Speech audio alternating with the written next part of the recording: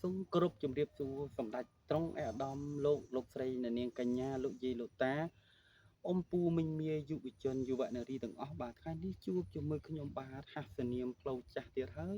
ថ្ងៃនេះខ្ញុំបាទពំនាំយករឿងរ៉ាវពីអតីតកាលមួយកន្លែងទៀតហើយដើម្បីប្រាប់ដល់លោកឪពុកអ្នកម្ដាយលោកយាយលោកតាអ៊ំពូមីងមាយុវជនយុវនារីបងប្រុសបងស្រីបានដឹងពីជីវប្រវត្តិផ្លូវចាស់មួយកន្លែងទៀតហើយគឺផ្លូវរបស់តាម៉ាក់ បាទផ្លូវនេះខាងក្រោយខ្នងរបស់ខ្ញុំនេះគឺប្រវត្តិហ្នឹងគឺប្រវត្តិផ្លូវរបស់តាម៉ាក់បាទ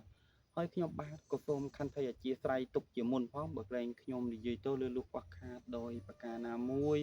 ឬក៏និយាយទៅខុសនៅភ្ជញ្ជាអ្នកអសរសាសអីមួយខ្ញុំបាទក៏សូមខន្តីអធិស្ឋានហើយបើសិននិយាយទៅមានការបាទរៀងរកៈរកប់រៀងតាក់អីក៏បាទខ្ញុំបាទក៏សូមខន្តីអធិស្ឋានផងពីព្រោះនេះជារឿងរ៉ាវមិនមែន កើតពីឥឡូវនេះទេពុកម៉ែបងប្អូនគឺរឿងរ៉ាវតាំងពីបាទ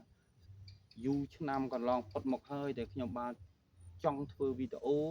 ដើម្បីកោះកាយយករឿងចាស់ចាស់ប្រវត្តិពីអតីតកាលដើម្បីប្រាប់ដល់ពុកម៉ែបងប្អូនឲ្យបានដឹងបានទស្សនាទាំងអស់គ្នាបាទ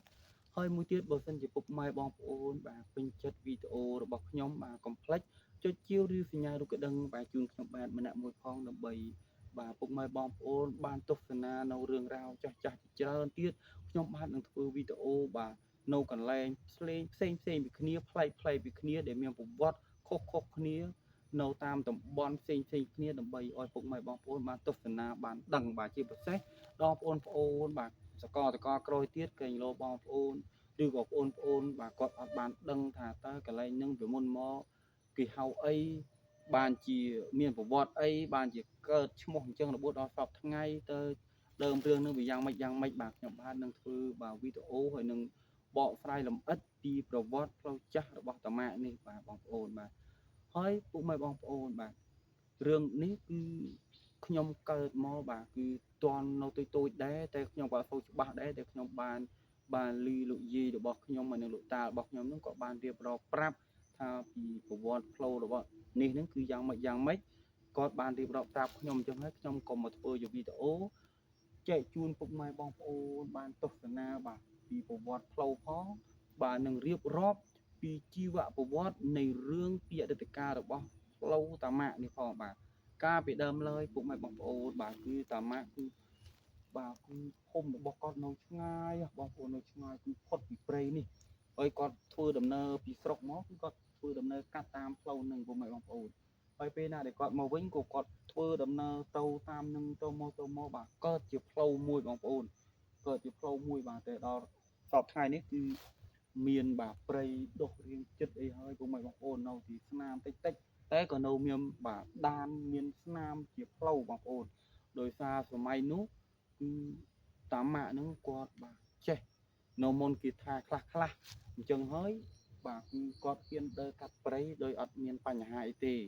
ហើយអ្វីដែលខ្ញុំដឹងពីលោកយាយនិងលោកតារបស់ខ្ញុំទៀតនោះគឺពេលណាដែលគាត់ដើរកាត់តាមផ្លូវនេះគឺជួបបាទរឿងរ៉ាវជាច្រើនបាទដូចជាពពួកអមនុស្សដូចជាស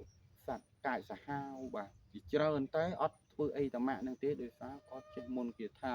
អ្វីទេពួកមេបងប្អូនខ្ញុំអត់ដឹងពីមុនគាថាដែរទេតែអ្វីដែលខ្ញុំដឹងនេះគឺគ្រាន់តែដឹងពីយាយតារបស់ខ្ញុំនោះដែលគាត់ធ្លាប់ឮតាម៉ាក់នឹងនិយាយប្រាប់ពួកមេបងប្អូនហើយក៏គាត់បានផ្ដាំ ដល់ក្មេងៗសាក្រោយថាបើសិនជាដើរតាឯងឬក៏ដើរយប់អីក៏ដើរកាត់តាមនឹងបើយើងហុចបំផុតក៏យើងដើរពី3នាក់ឯទៅតែបើសិនជាជ្រុលថាដើរតាឯងក៏មុននឹងដើរកាត់ព្រៃនេះក៏សូមបាទគោរពដល់ម្ចាស់ទឹកម្ចាស់ដីផងដែលលោកមានពពួកអមនុស្សនិងម្ចាស់ទឹកម្ចាស់ដីដែលថែរក្សានៅទឹកដីកន្លែងនេះហើយបន្ទាប់មកខ្ញុំបាទក៏សូមខន្តីអធិស្ឋានដល់ម្ចាស់ទឹកម្ចាស់ដីហើយនិងពពួកអមនុស្សដែលថែរក្សានៅ ព្រៃនៅទឹកដីនេះផងតែលោកខ្ញុំនិយាយទៅលើលោកខ្វះខាតដោយប្រការណាមួយក៏សូមកុំមកប្រកែប្រកាន់កូនចៅអីកូនចៅមកនេះគឺអត់មានរឿងអីឬក៏គិតបំណងអីអាក្រក់ទេគ្រាន់តែចង់ពំនាំយករឿងប្រវត្តិចាស់ខ្លះចែកជូនពុកម៉ែបងប្អូនឲ្យបានដឹងបានទស្សនាពីទេសភាពបាទនៅក្នុងព្រៃនឹងផងឲ្យបានទស្សនាផ្លូវចាស់របស់បាទតាម៉ាក់នឹងផងនឹងរៀបរាប់ ឲ្យបានដឹងលម្អិតបន្ថែមទៀតបាទគឺគោលបំណងគឺមានតែប៉ុណ្្នឹងទេពុំបងអត់ដែលបាទរបស់លោកចាស់ទឹកចាស់ដីក៏មកកែកាន់កូនចៅអីខ្ញុំជួលមកនេះនោះក៏រៀងព្រីក្បាលដែរបងប្អូន តែដោយសារចង់ធ្វើវីដេអូចែកជូនពុកម៉ែបងប្អូនឲ្យបានដឹងពីប្រវត្តិបាទកន្លែងផ្លូវតាម៉ាក់នេះពុកម៉ែបងប្អូនបាទឥឡូវក៏មកខាតពេលវេលាយូរខ្ញុំបាទនឹងនាំអារម្មណ៍ពុកម៉ែបងប្អូនលោកយាយលោកតាយុវជនយុវនារីអ៊ំប្រុសអ៊ំស្រីនឹងទស្សនាបាទតាមដងផ្លូវរបស់តាម៉ាក់នេះថាតើសពថ្ងៃនេះគឺមានព្រៃដុះចិត្តប៉ុណ្ណាហើយនៅស្នាមជាផ្លូវនឹងប៉ុណ្ណាបាទហើយខ្ញុំបាទក៏ផ្លេចតរឿងមិញបន្តិចហ្នឹងគឺគាត់បានផ្ដាំថាអត់អោយពួកម៉ែបងប្អូនឬក៏ក្មេងៗសាក្រោយហ្នឹងដើរកាត់តាមនេះដោយយប់អាត្រៀតឬក៏ដើរមកតឯងមិនសិនតែដើរទេដើរមានគ្នាហើយបើសិនជាជួលពីមកតឯងទេឲ្យជួលពេលថ្ងៃកុំអោយដើរពេលយប់ព្រោះគាត់បានជួបអ្វីជាច្រើនដែលគាត់មិនអាចនិយាយប្រាប់ទេក៏អត់គាត់តែផ្ដាំតែសពថ្ងៃនេះបានជាព្រៃដុះចិត្តនេះពួកម៉ែបងប្អូនតាំងពីអត់ពីបុណ្យតាម៉ាក់នឹងទៅគាត់អស់បុណ្យទៅអត់មានបងប្អូនណាដើរទេបងប្អូនគឺស្កាត់ឈឹងហើយដោយសារបាទព្រៃវាស្ងាត់ពេកគឺមាន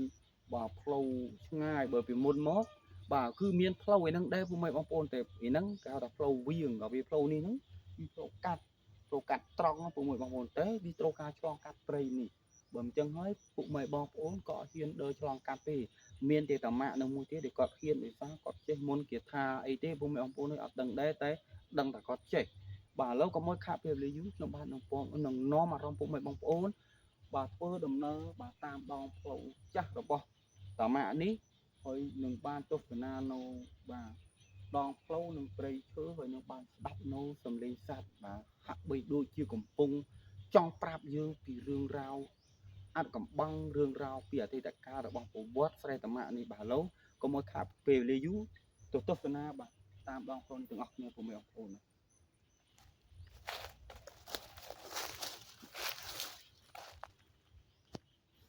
បាទឥឡូវយើងធ្វើដំណើរទៅទាំងអស់គ្នាហើយសូមលោកយាយលោកតាពុកម៉ែបងប្អូនបាទទស្សនាបាទពីផ្លូវចាស់របស់តាម៉ាក់បាទបងប្អូននេះបាទគឺនៅមានជាផ្លូវឡើយទេបងប្អូនដែលរៀងព្រៃដុះចិត្តបន្តិចដោយសារបាទគឺសពថ្ងៃនេះអត់មានអ្នកណាហ៊ានដើរឆ្លងកាត់ទេពុកម៉ែបងប្អូនកាលពីមុនមកហ្នឹងគឺអត់បើតាមដែលខ្ញុំដឹងពីយាយនិងតារបស់ខ្ញុំហ្នឹងគឺផ្លូវនេះរៀងវាលតែដល់ពេលបន្ទាប់ពីអស់ពីបុណ្យតាម៉ាក់ហ្នឹងមកគឺអត់មានអ្នកណាហ៊ានដើរឆ្លងកាត់ទេបងប្អូនបាទដោយសារអីដោយសារផ្លូវនេះវាស្ងាត់ពេកហើយបើបងប្អូនអត់ជឿទេនេះខ្ញុំបាទនឹងចាំងបាទឲ្យមើលព្រៃធំមកខ្ពស់បាទគឺព្រៃនៅច្រើនណាស់បងប្អូនហើយដោយសារព្រៃស្ងាត់ហ្នឹងហើយបានជាអត់មានបាទអ្នកណាមួយហ៊ានឆ្លងកាត់តាមនេះពុកម៉ែបងប្អូនបាទបើការជំនន់តាម៉ាក់ហ្នឹងមកដូចខ្ញុំនិយាយអញ្ចឹងលោកតាលោកយាយខ្ញុំក៏បាននិយាយអញ្ចឹងបើគាត់ចេះមុនគាថាអីទេបងប្អូនអើយគឺគាត់អាចដើរឆ្លងកាត់បានទោះបីជាគាត់ជួបឧបសគ្គជួបសត្វកើតសាហាវមិនក៏អត់ធ្វើអីគាត់កើតដែរបងប្អូនបាទនិយាយទៅព្រីក្បាលបងប្អូនបាទនេះបងប្អូនមើលដើមឈើបាទធំណាស់បងប្អូនហើយព្រៃយ៉ាងស្ងាត់ត្រងំបងប្អូនហើយបាទយើងសុំបាទកូនសរសើរចាស់ចំនួនដើមមកគាត់ឡើងគាត់ចេះមុនគេថាយទេបងប្អូនហើយបាទគាត់ហ៊ានដើរឆ្លងកាត់តាមនេះកើតជាផ្លូវរបួសដល់សពថ្ងៃនេះបងប្អូន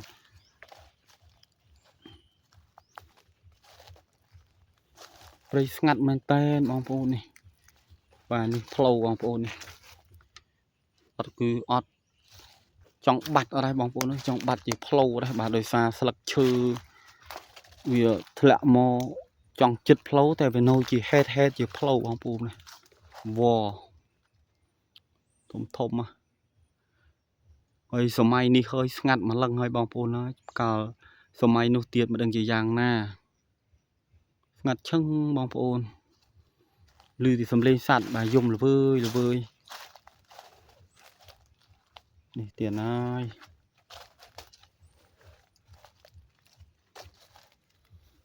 ស្ងាត់ណាស់បងប្អូននេះសំបីទីបាទដំបូកនេះនឹងឃើញនឹងក៏គួរឲ្យចម្លែកដែរបងប្អូនហើយបាទហើយមើលដើមឈើឲ្យបងប្អូននៅធំណាស់បាទបងប្អូនអើយនេះ họ lụng cha thực một cha đây còn một cáiประกัน cún trâu bà bong bồn mưa tầm bụ này bà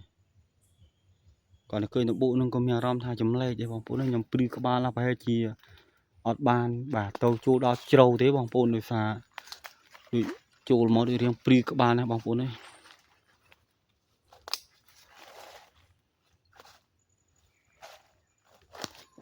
bong bồn nuôi một đêm chưa mà bà thì camera chật tịnh mình mới tích mẹ tờ lơ thế bong bồn thôi mà này ba tờ lâm lo nè bong bồn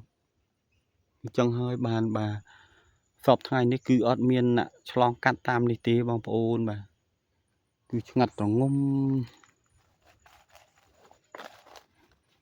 បាទមានទីផ្លូវបាទស្នាមផ្លូវចាស់ចាស់បងប្អូនហើយបងប្អូនសម័យមើលថាយើងសម័យនេះហើយស្ងាត់ម្លឹងហើយចុះម្លងសម័យនឹងទៀតបងប្អូនណាដឹងជាស្ងាត់យ៉ាងណា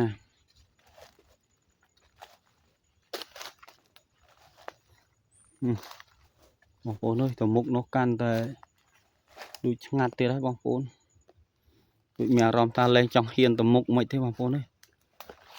នេះមើលដើមឈើឯទៀតហើយនេះបងប្អូនជាមួយខ្ញុំចាំងកាមេរ៉ាអោយមើលតាំងពីដើមរហូតដល់លើបដ យបងប្អូននេះបងប្អូនទស្សនានេះបងប្អូនគិតមិនតិចម៉ែទេបងប្អូនចូល100 ម៉ែត្រទៅដឹងនេះបងប្អូនអើយឡាប់ហើយបងប្អូនអើយនេះឡាប់ច្រើនណាស់បងប្អូននេះខ្ពស់ណាស់មិនមែនតិចម៉ែត្រទេបងប្អូនអើយហើយនេះបងប្អូននេះស្នាមផ្លូវចាស់នេះនេះបងប្អូននេះនៅស្នាមតិចតិចបងប្អូនហើយមើលកលេចមើលខាងនេះស្ងាត់ឈឹងបងប្អូនសត្វព្រៃបងប្អូននេះសំឡេងសត្វបងប្អូនសត្វអីទេយំជីកជីកនឹងអត់ស្គាល់ទេបងប្អូននេះបងប្អូននេះផ្លូវនៅរបួសដល់សពថ្ងៃបងប្អូននេះតមុខរៀងវាលបន្តិចហើយបងប្អូនមានអាកលែងដែលនេះកលែងស្ងាត់នឹងកលែងរៀងវាលខ្លះបងប្អូននេះតែដើមឈើបងប្អូនអើយនោះមកដើមទៀតហើយនោះដល់កហើយណានេះបងប្អូននេះមកដើមនេះមើលបងប្អូនមើលពីដីទៅនេះទស្សនាឡើងទៅលើបងប្អូននោះ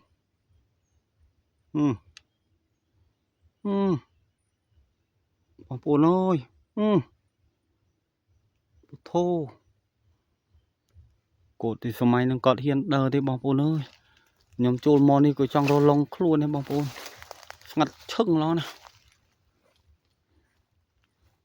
នេះទៀតហើយបើខាងនេះនេះបាទបងប្អូនបានឮសំឡេងសត្វហើយបាទនោះក៏ចង់ដែរបងប្អូនអើយមនុស្សបងប្អូនដើមឈើបាទមានទីបាទសិតតែ100 ម៉ែត្រអីហើយបាននៅដល់សពថ្ងៃនេះក៏ខ្ញុំអត់ដឹងដែរបងប្អូនថាម៉េចបានបាទដើមឈើនេះអត់មាននរណាហ៊ានកាប់ហ៊ានអីចឹងបងប្អូនcòn đểអ្វីដែលខ្ញុំដឹងហ្នឹងគាត់ដឹងពីផ្លូវបាទដែលការពីគាត់ដើរហ្នឹងគឺកើតជាផ្លូវរបួសដល់សពថ្ងៃនេះហើយក៏បានដឹងថាឮលោកយាយលោកតាខ្ញុំគាត់និយាយហ្នឹងថាគាត់ចេះមុនគាថាបាទតែដឹងមុនគាថាក៏មិនទេបងប្អូនខ្ញុំអត់ចេះអត់ដឹងដែរទេគាត់ថាគាត់ដើរឆ្លងកាត់តាមនេះដោយសារគាត់ចេះហើយគាត់បានជួបបាទរឿងរ៉ាវជាច្រើនហើយគាត់និយាយប្រាប់លោកយាយលោកតារបស់ខ្ញុំហ្នឹងតែគាត់បានផ្ដាំថាបើសិនជាមានក្មេងៗណាឆ្លងកាត់តាមផ្លូវនេះសូមកុំអោយដើរតែឯងអោយដើរមានគ្នាហើយបើដើរសូមដើរថ្ងៃកុំអោយដើរយប់បាទបងប្អូនអើយស្ងាត់ឈឹងបងប្អូនគួរឲ្យខ្លាចណា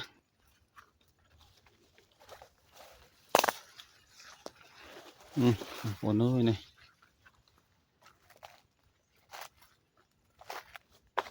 ស្ងាត់ឈឹងបងប្អូនអើយព្រៃស្រោងអស់បងប្អូន ដងបេតុងពីជំនន់ណាទេបងប្អូនអើយព្រៃនេះ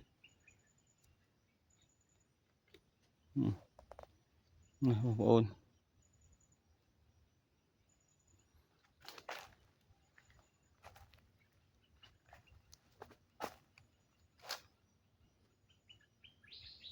ដើមឈើធំណាស់បងប្អូនស្ដាប់សំឡេងសត្វហើយស្ងាត់ឈឹងល្អណាស់បងប្អូនមានតែសំឡេងសត្វទេហើយព្រៃនេះគឺខ្ញុំធ្វើដំណើរមកឆ្ងាយដែរបងប្អូនគឺខ្ញុំធ្វើដំណើរពីភូមិមកគឺជិះម៉ូតូមកយូរដែរបងប្អូនតម្រូវមកដល់ហើយយើងគិតថាសម័យនេះហើយនៅស្ងាត់ម្លឹងចុះកាលសម័យនឹងទៀតបងប្អូននៅសម័យដែលតាម៉ាក់កាត់ដើហ្នឹងតើមិនដឹងថាស្ងាត់យ៉ាងណាទេទៀតហើយនេះបងប្អូនបាទលោកខ្ញុំបែរមកខាងនេះម្ដងនេះបងប្អូនព្រៃ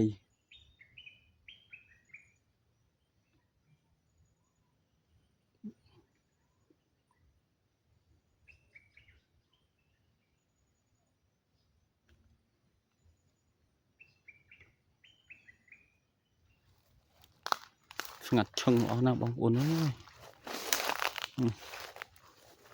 គាត់តែឃើញផ្លូវនឹងក៏ព្រឺសបល់ហើយបងប្អូនឡាប់ហើយបងប្អូននោះមើលដើមខាងនោះមើលមានវល់ឡើងដើមឈើបងប្អូននោះខ្ញុំបរិយាកាមេរ៉ាឲ្យបងប្អូនមើលតិចនេះបងប្អូនអូបងប្អូនអើយព្រឺក្បាលណាស្ងាត់ឈឹងអស់ណា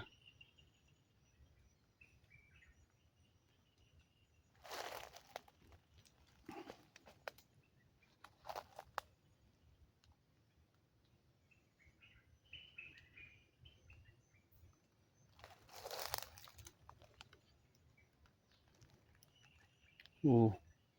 ប្រហែលជាអត់បានដើរចូលទៅឆ្ងាយទេបងប្អូនដូចបាទកាន់តែជ្រៅបាទកាន់តែស្ងាត់បាទអញ្ចឹងហើយខ្ញុំបាទក៏សំខាន់តែអធិស្ឋានផងពីព្រោះបាទអត់អាចដើរទៅដល់ទិសដៅទេបងប្អូនដោយសារព្រៃស្ងាត់ពេក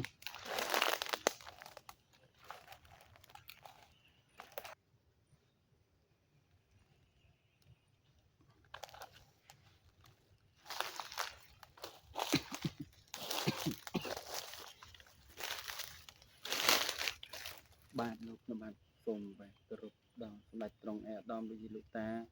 អ៊ំពូមីងមៀបាទសារជាថ្មីម្ដងទៀតហើយបាទដោយសារការធ្វើដំណើររបស់ខ្ញុំតាមដងផ្លូវទៅបាទកន្លែងភូមិចាស់របស់តាម៉ាក់ហ្នឹងគឺខ្ញុំបានអត់បានដើរទៅដល់ទិសដៅទេបងប្អូនហើយដោយសារយើងចូលកាន់តែជ្រៅកាន់តែស្ងាត់បាទអញ្ចឹងហើយខ្ញុំបាទគឺធ្វើដំណើរបានតែប៉ុណ្្នឹងទេហើយក៏បានរៀបរាប់ពីជីវៈបាទប្រវត្តិនៃផ្លូវកាលពីសម័យតាម៉ាក់អត់ដើរឆ្លងកាត់ហ្នឹងគឺបានរៀបរាប់អស់ហើយតែគ្រាន់តែថាយើងទៅអត់ដល់ទិសដៅកន្លែងបាទផ្ទះតាម៉ាក់នឹងទេកន្លែងភូមិតាម៉ាក់នឹងទេបងប្អូននៅតាមទីខ្ញុំដឹងទៅនៅឆ្ងាយទៀតបងប្អូនតែបើសិនជាថ្ងៃណាមួយខ្ញុំមានគ្នាហើយពុកម៉ែបងប្អូនគ្រប់គ្រងវីដេអូរបស់ខ្ញុំបាទនឹងនាំគ្នាបាទពីបបួលគ្នាឲ្យបានពី3នាក់ខ្ញុំបាទនឹងធ្វើដំណើរឲ្យដល់ទិសដៅដើម្បីធ្វើជាវីដេអូឲ្យពុកម៉ែបងប្អូនបានទស្សនាបានឃើញផ្ទាល់កន្លែងភូមិចាស់របស់តាម៉ាក់ហ្នឹងពីព្រោះអីតាមដែលខ្ញុំដឹងគឺកន្លែងភូមិចាស់ហ្នឹងគឺនៅរបួសដល់សពថ្ងៃតែដោយសារខ្ញុំចង់ទៅដល់ដែរពុកម៉ែបងប្អូនដោយសារចូលទៅបន្តិចស្ងាត់បន្តិចហើយព្រៃដូចជាស្ងាត់ឡើងខ្ញុំបាទអត់អាចធ្វើដំណើរទៅមុខបានទៀតទេខ្ញុំបាទសូមកាន់តែអធិស្ឋានផងគឺខ្ញុំបានទៅត្រឹមនឹងទេដោយសារខ្ញុំមកតែឯងបងប្អូនធម្មតាយើងដើរក៏យើងបថុយបាទនឹងបញ្ហាជាច្រើនដែរតែដោយសារចង់បានវីដេអូធ្វើចែកជូនពុកម៉ែបងប្អូនបានទស្សនានិងរៀបរាប់ពីជីវប្រវត្តិផ្លូវនេះរបស់តាម៉ាក់នេះបានឲ្យពុកម៉ែបងប្អូនជាពិសេសក្មេងចកក្រោយក៏បានដឹកនឹងចេះតែបថុយបន្ថានដើម្បីស្រាវជ្រាវជីកាយយកឫសគល់ពីប្រវត្តិនៃផ្លូវតាម៉ាក់នឹងទេបងប្អូនហើយគឺអត់បានអីវែងឆ្ងាយទៀតទេដោយសារដូចមានអារម្មណ៍ថាព្រីក្បាលណាបងប្អូនដោយសារខ្ញុំមកតែឯងដូចខ្ញុំបានសន្យាចង់បើសិនជាពុកម៉ែបងប្អូនគ្រប់គ្រងវីដេអូរបស់ខ្ញុំបាទឬក៏ចុចជាវឲ្យម្នាក់មួយផងបើសិនជាបានទស្សនាខ្ញុំបាទនឹងបាទរកគ្នាដើម្បីបន្តទៅមុខទៀត ធ្វើជាវីដេអូបន្តទៅមុខទៀតឲ្យបានទៅដល់ទិសដៅនៃភូមិរបស់តាម៉ាក់នឹងតែនេះមិនមែនជាភូមិទេក៏ជាផ្លូវបងប្អូនតែអ្វីដែលខ្ញុំដឹងនោះគឺនៅឆ្ងាយទៅទៀតនៅតឆ្ងាយទៅទៀតគឺខ្ញុំអត់ហ៊ានអាចដើរទៅតែឯងបានទេបងប្អូនចឹងខ្ញុំបាទក៏សូមកាន់តែអធិស្ឋានរាល់កំហុសកឆ្គងដែលខ្ញុំនិយាយទៅបើសិនជាមានកំហុសកឆ្គងក៏សូមកាន់តែអធិស្ឋានដល់លោកឪពុកម្ដាយលោកយាយលោកតាអំពូមីងមាយុវជនយុវនារីបាទទាំងអស់គ្នាផងពីព្រោះបាទការនិយាយទៅអត់មានចេតនាអាក្រក់ទេគ្រាន់តែចង់រៀបរាប់ពីជីវប្រវត្តិនៃផ្លូវរបស់បាទតាម៉ាក់នៃការប្រកបធ្លាប់ដើរនេះបងប្អូនគឺចង់ចែករំលែកនិងចង់ជីកយកឫសគល់រឿងរ៉ាវពីអតីតកាលចាស់ដើម្បីយកមកធ្វើជាវីដេអូនិងរៀបរាប់ប្រាប់ដល់ពុកម៉ែបងប្អូនគឺគោលបំណងមានតែប៉ុណ្្នឹងទេអត់មានអីអាក្រក់ទេគ្រាន់តែថាការនិយាយទៅវាតែងតែមានខុសមានអីខ្លះហើយពុកម៉ែបងប្អូនវាមិនបានគ្រប់ត្រូវគ្រប់ជ្រុងជ្រោយទេបាទហើយវីដេអូនេះក៏សូមបញ្ចប់តែត្រឹមហ្នឹងដែរបងប្អូនដោយសារខ្ញុំអត់អាចធ្វើដំណើរទៅទៀតបានទេគឺខ្ញុំមកតែឯងហើយមកកាន់តែជ្រៅកាន់តែស្ងាត់បងប្អូនអញ្ចឹងហើយខ្ញុំបាទក៏សូមបញ្ចប់វីដេអូនេះតែប៉ុណ្្នឹងទេបាទសូមជូនពរពុកម៉ែបងប្អូនសម្ដេចត្រង់អាដាមលោកស្រីលោកបាទជំទាវអញ្ញាទាំងអស់លោកយាយលោកតាអ៊ំពូមីងមាយុវជនយុវនារីបាទជួបផ្ទះបាទតែនឹងសម្បត្តិ3សម្បត្តិមនុស្សសម្បត្តិទេវតាសម្បត្តិអស្ចារ្យគឺសម្បត្តិព្រះនិព្វានធ្វើដំណើរទៅណាមកណាសូមសុខសុវត្ថិភាពហើយនឹងក៏សូមបានសុខសេរីសួស្តីគ្រប់គ្នាបាទសូមអរគុណសូមជម្រាបលា